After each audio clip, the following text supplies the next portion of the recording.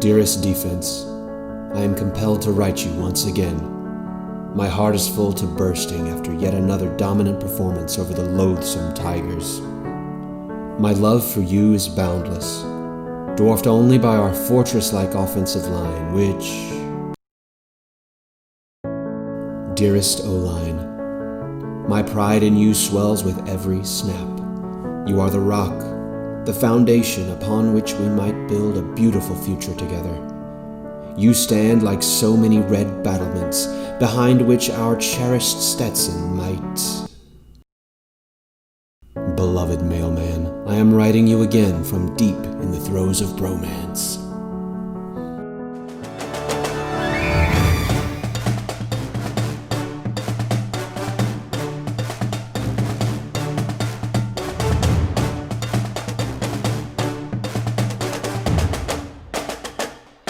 Welcome back to the Jerry Tanner Show, brought to you by the UGA Alumni Association. Folks, that makes 4 in a row over the Tigers, and 5 if you count beat week.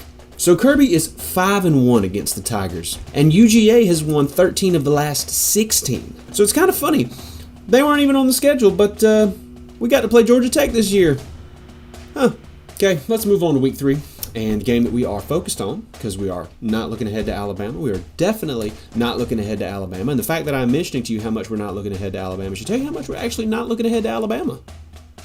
Yes, it's Tennessee, a once mighty foe who's been on a comeback tour for about 15 years. This year's Tennessee team does carry at least one distinction worth noting, though. I see while most of the SEC was sad to lose their non-conference opponents this season, not Tennessee.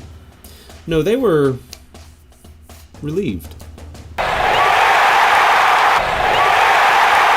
Oh, it's just never gonna get old.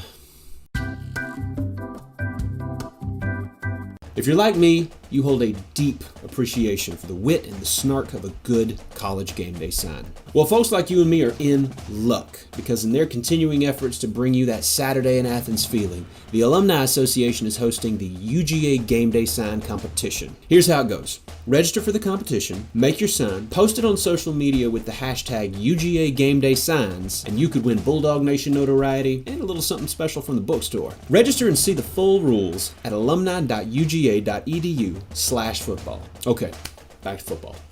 Let's go ahead and say it. Tennessee definitely does not seem as bad in week 3 of 2020 as it did in week 3 of 2019. Jarrett Guarantano looks pretty good. Ty Chandler, their leading rusher, has more yardage than Zeus on the same number of carries. And the Tennessee D is the 3rd best in the SEC based on total yardage. Now, obviously, we're working with a small sample size here, and how much stock you put in all that depends on what you think of Mizzou and USC, but I think it's safe to say the Vols have improved.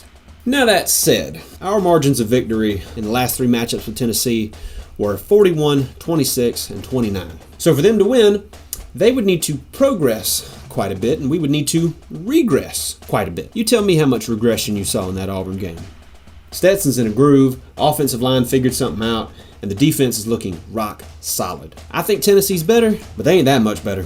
I'll say 31-13 dogs. You may have noticed, I went through this whole episode and I did not make one single crack about Tennessee Orange. This is something I've come around on because I used to make fun, but I realized recently sometimes you just gotta let people enjoy things. Ultimately, what does it matter if they want to wear a shade of orange that some have described as jaundiced tangerine, sun-bleached traffic cone, sign of intense dehydration? No.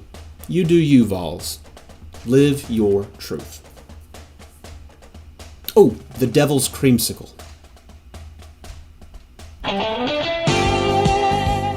Y'all be sure to like, subscribe, and ring the bell, and you'll never miss an episode.